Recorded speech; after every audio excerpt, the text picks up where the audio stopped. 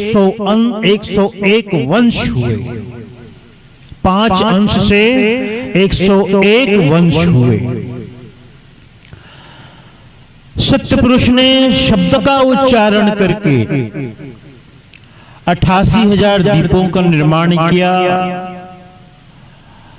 स्वयं दीप में एक चतुष्दलीय कमल पर विराजमान होकर के पुनः पुनः सबका निर्माण किया, ऐसा प्रमाण मिलता है। उस निर्माण में हम सब, आप सब भी हैं। हम सत्य पुरुष परमात्मा से सोहम सुरति लेकर आए। वो हमारी संपदा थी, वो हमारा धन था। मानो, ऐसा जानो कि जैसे आप काशी में आए हो या यहीं आए हो। आप कहां? जालेली। बहुत लोग घूमने गए हैं। जोधपुर गए कि नहीं? जोधपुर गए हैं। तो यदि यहां से आप कोई कार्ड लेकर के जाओ तो भूलने का अवसर कम है, क्योंकि यदि कहीं भूलते हो तो वो परिचय पत्र दिखा सकते हो, भाई मैं यहां से आया, है ना? ऐसे ही सतपुरुष परमात्मा ने सोहम सुरति का परिचय दिया था, आइडेंटिफिकेशन, आईडी। लेकिन यह जीव इस जगत में आने के बाद उस सोहम सुरति को विसार दिया। अब वह सुरति कहां फंस गई? संसार। सुरति फंसी संसार में, ताते परि गयो दूर, और सुरति बांध अस्थिर करो आप हाल हजूर। लेकिन यह सुरति संसार में फंसी किसके कारण? काल पुरुष के कारण, निरंजन के कारण। क्योंकि वह निरंजन बड़ा बहुरूपिया है, बड़ा बहुरूपिया है। उसका एक ही काम है, क्या? जीवों को जगत में उलझाना और फंसाना। कहते हैं रोज प्रतिदिन वो 1000 जीवों को आहार करता है और 1.25 लाख जीवों को उत्पन्न करता है। तो अपने आहार के लिए उतना रोज चाहिए ही उसको, तो क्या करेगा वो? है ना? ऐसे ही लोक लुभावन में, आकर्षण में, जगत प्रपंच में जीवों को उलझाएगा, जीवों को उलझाएगा और उलझा करके अपना ग्रास बनाएगा, अर्थात बनाता है। तो उस काल पुरुष से बचने के लिए, पुनः आपको स्मरण दिलाने के लिए, सोहम जो सुरति आपके पास संपदा है, उसे स्मरण दिलाने के लिए एक समर्थ पुरुष की आवश्यकता होती है, एक गुरु की आवश्यकता है, सदगुरु की आवश्यकता है। गुरु धनी धर्मदास साहब के जीवन में हम देखते हैं कि वह भी उस काल पुरुष के कारण ही न जाने कहां कहां भटका। वो कहते हैं, है ना, मैं ढूंढ ढूंढ कर हारा, सदगुरु मिला न दर्श तुम्हारा। सब जगह मैंने ढूंढा, बहुत ढूंढा, लेकिन मुझे कहीं मिला नहीं, है ना? इसलिए नहीं मिला, तब तक उस काल पुरुष निरंजन का प्रभाव था उसके जीवन में, और इसी कारण से वह भटकता रहा, फिरता रहा, कहां कहां नहीं गया। और जब समय संयोग बना, सद्गुरु की कृपा हुई, स्वयं सत्यपुरुष परमात्मा का प्रतिनिधि रूप में, या स्वयं सत्यपुरुष साकार रूप में, साकार रूप में। देखो, आप एक अर्जी गाते हो रोज, धर्मदास विनय करी, विहसी गुरु पद पंकज गहे, हे प्रभु हो दयाल दास चितयति दहे। गुरु धनी धर्मदास साहब सदगुरु के समक्ष हाथ जोड़ करके प्रार्थना करते, बड़े बिहसते हुए, प्रसन्नता के साथ, बड़ी कृपा और आशीर्वाद मिले इस भाव के साथ, उत्सुकता के साथ। धर्मदास विनय करी विहस गुरु पद पंकज गहे। सदगुरु के चरण कमलों को पकड़ करके, धर करके, अर्थात चरण कमलों में गिर करके क्या अर्जी की? धर्मदास विनय करि विहसि गुरु पद पंकज गहे। फिर आगे क्या कहते हैं? हे प्रभु हो दयाल दास चित अति दहे। आदि नाम स्वरूप शोभा प्रकट भास सुनाइए। काल दारुण यति भयंकर कीट भृंग बनाइए। हे सद्गुरु, इस काल की दारुणता, भयंकरता, विकरालता इतनी प्रबल है, इसके कारण से जीव को कुछ दिखाई नहीं पड़ता, समझ में नहीं आता कि क्या करें क्या न करें, कहां जाएं कहां न जाएं। काल दारुण अति भयंकर कीट भृंग बनाई, है ना। फिर क्या कहते हैं? आदि नाम अक्षर अखिल पति कारणम। ये किसका जवाब है? फिर जब गुरु धनी धर्मदास साहब ने सदगुरु के समक्ष विनती की, अर्जी की, तब साहब ने फिर जवाब दिया। सदगुरु कबीर साहब ने क्या जवाब देते हैं? आदि नाम निअक्षर अखिल पति कारणम। सो प्रगटे गुरु रूप सो हंस उबारणम। देखो कहते जो आदि नाम है, जो निरक्षर है, उन्हीं निरक्षर का साकार रूप गुरु है। उन्हीं निरक्षर का, आदि नाम का साकार रूप कौन है? सदगुरु है और गुरु है। आदि नाम निअक्षर अखिल पति कारणम। सो प्रगटे गुरु रूप सो हंस उबारण। हंसों के उबारण करने के लिए, जीवों के कल्याण के लिए वह निरक्षर ही, आदि नाम ही, है ना, आकार रूप धारण करते हैं। तो किन रूपों में? कभी सदगुरु कबीर साहब के रूप में, कभी करुणामय साहब के रूप में, कभी मुनिंद्र साहब के रूप में, कभी सत्सुकृत के रूप में। अच्छा, साथ साथ एक बात और बताऊं आपको। देखो, जो आप चौका आरती का विधान करते हैं ना, ये सतलोक की रचना का साकार रूप है। साहब कहते हैं जो रचना है लोक की, सो चौका विस्तार। और लोक का मतलब संसार नहीं, सतलोक। जो रचना है लोक की, सो चौका विस्तार। यह जो रचना है, ये सतलोक की रचना है, क्योंकि सत्य पुरुष परमात्मा ने सतलोक में ही इस सब की रचना की। सारे संसार की, जीव जगत की रचना की, ब्रह्मांड की रचना की। तो यह जो रचना है, मानो सतलोक की ही रचना है। अब कैसे, मैं आपको बताऊंगा। प्रथम मैंने आपको बताया था, साहब ने 5 अंशों की रचना की। किस लिए? जीवों के कल्याण के लिए, हंस के उद्धार के लिए। कैसे कहते हैं साहब? जीव दुखी देखी भव सागर ता कारण पगुधारा। तो साहब का आगमन, साहब का आना किस रूप में होता है?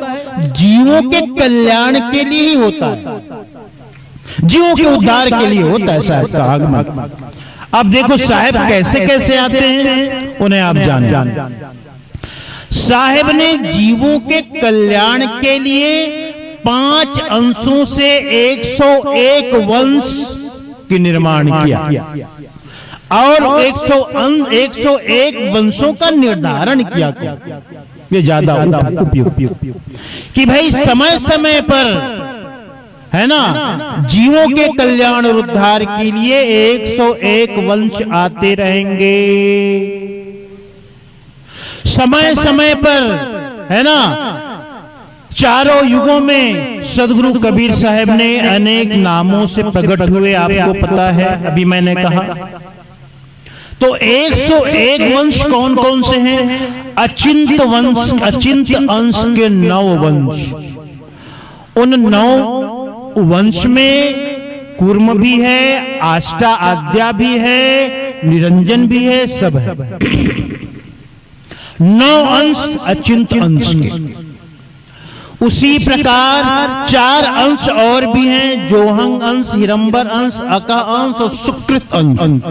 इन 4 अंशों से 4 वंश धर्मदास साहेब, राय बंकेजी साहेब, सहतेजी साहेब और चतुर्भुज साहेब, ये 4 और हुए। 4 और उन्हीं 4 अंश में से सुकृत अंश के गुरु धनी धर्मदास कहलाते हैं, है ना?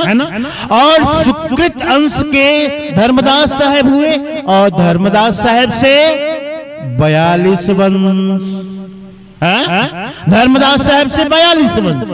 अब देखो चौका आरती की विस्तार में आप देखो, निरीक्षण करो। यहां जो शिला के पास आसन है, उस आसन में तो साक्षात सदगुरु कबीर साहब के स्वरूप में आचार्य साहब विराजित होते हैं। उसके बाद उत्तर दिशा में जो ज्योति का स्थान है, पूरब दिशा में जो कलश का स्थान है, दक्षिण दिशा में जो अमेदल का स्थान है और पश्चिम दिशा में जो शिला और आसन का स्थान है, उन आसनों में कौन कौन विराजित होते हैं आप उन्हें सुने। उत्तर दिशा में धर्मदास साहेब विराजित होते हैं अपने 42 वंशों के साथ। 42, ठीक। और पूरब दिशा जहां कलश का स्थान है, वो बंकेजी गुरु का स्थान है। बंकेजी गुरु अपने 27 वंशों के साथ विराजित होते हैं। अमीदल का जो स्थान है वो चतुर्भुज साहेब का स्थान है। चतुर्भुज साहेब अपने 16 वंशों के साथ विराजित होते हैं, ठीक। और जो शिला का स्थान सहतेजी साहेब का है, सहतेजी साहेब अपने 7 वंशों के साथ विराजित होते हैं। बीचों बीच जो स्थान है सत्य पुरुष का स्थान है। सत्य पुरुष अपने अचिंत अंश और उनके 9 वंशों के साथ विराजित होते हैं। अब सबको जोड़ लो, 42, 27, 16 और 7, इतने से चारों को जोड़ोगे तो 92 होता है, 92। और 9 अंश और मिला दो तो 101।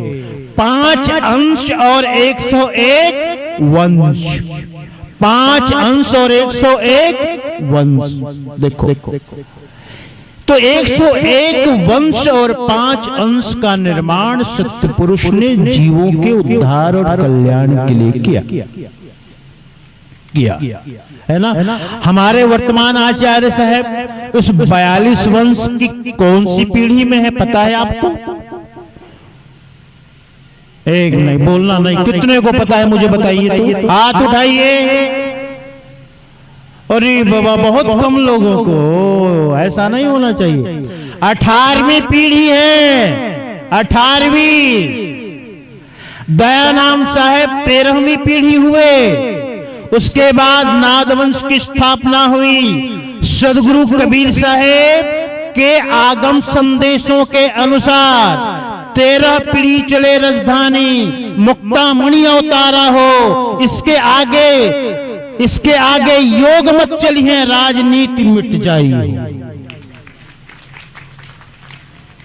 तो उसके बाद ग्रंथमणि नाम साहेब 14वें, प्रकाश मणि नाम साहेब 15वें, उदित नाम साहेब 16वें, मुकुंदमणि नाम साहेब 17वें और अर्धनाम साहेब 18वें।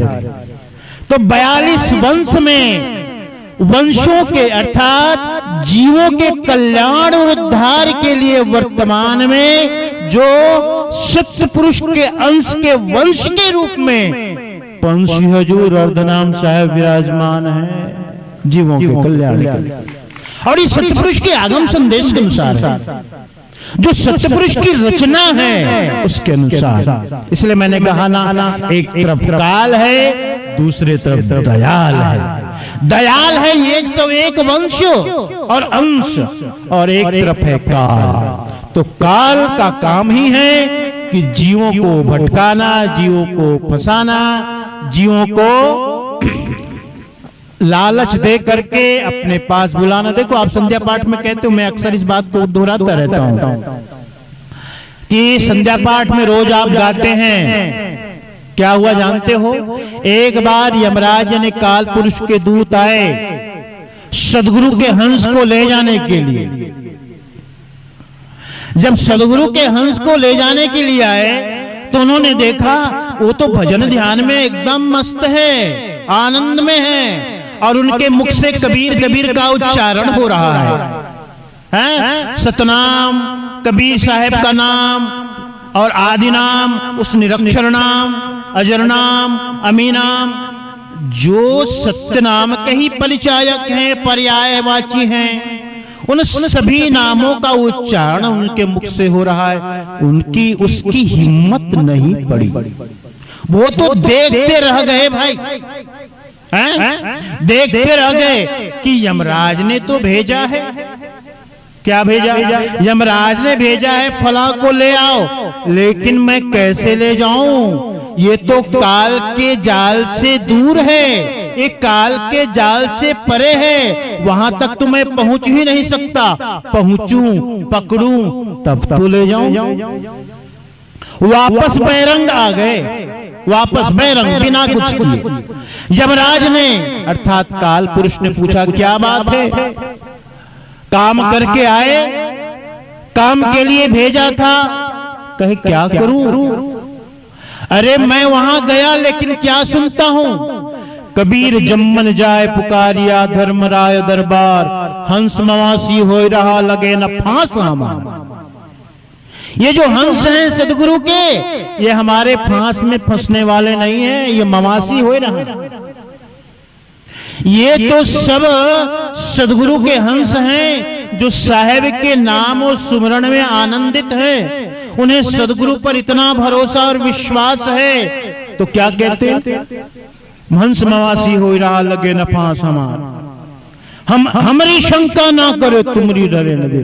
अरे भैया हम तो गए वहां, काल पुरुष का नाम सुनते बड़े बड़ों की, बड़े से बड़े होते हैं, कप जाते हैं, ठिठुर जाते हैं, भगने लगते हैं, उदास हो जाते हैं, पसीने से तरबतर हो जाते हैं, मुंह छुपाने लगते। भैया तू इतना जल्दी आ गया, अभी अभी तो शुरुआत किया था, अभी अभी तो धन कमाया था, अभी अभी तो मकान बनाया था, अभी अभी तो गाड़ी ली थी, ठीक से चढ़ा भी नहीं, ठीक से भोग किया भी नहीं, और तू आ गया। तो सब डर जाते हैं। वो पता नहीं वो हंस सदगुरु का ऐसा कि मुझे सामने देखकर भी जरा भी भयभीत नहीं है। और यही तो सदगुरु की विशेषता है क्या? हाँ, साहब की तो यही विशेषता है ना। क्या विशेषता है? जो निर्भय कर दे, जो अभय कर दे, वही सदगुरु है ना। हम एक वंदना पद गाते हैं ना, वंदनीय गुरुदेव तुमको, वंदनीय गुरुदेव, वंदनीय गुरुदेव तुमको, वंदनीय गुरुदेव। अंतिम पद में क्या कहते हैं? साहेब कबीर अभय पद दाता, साहेब कबीर अभय पद दाता। साहेब क्या है? अभय पद के देने वाले हैं। सदगुरु का, सदगुरु समर्थ की एक ही विशेषता है जो आपको अभय कर दे, निर्भय कर दे। यही तो विशेषता है। तो यमदूत ने जाकर के काल के पास अपना निवेदन रखा कि वहां तो कोई डरता ही नहीं है, बिल्कुल भी नहीं भयभीत हुआ, और बल्कि साहेब के नाम से गरज रहा है ना। तो क्या कहते हैं आगे, काल पुरुष क्या कहते हैं कि हंस हमारी शंका ना करे तुमरी धरे नदीर, है ना। और सदगुरु के बल गाजी हैं, कहें कबीर कबीर। तब काल पुरुष क्या कहते जानते हो, कबीर कहे वाको जान दे और मेरी दसी न जाए, खेवटिया के नाव पर चढ़े घनेरे। पंछी हजूर साहब का आगमन हो रहा है मंच पर। आप सभी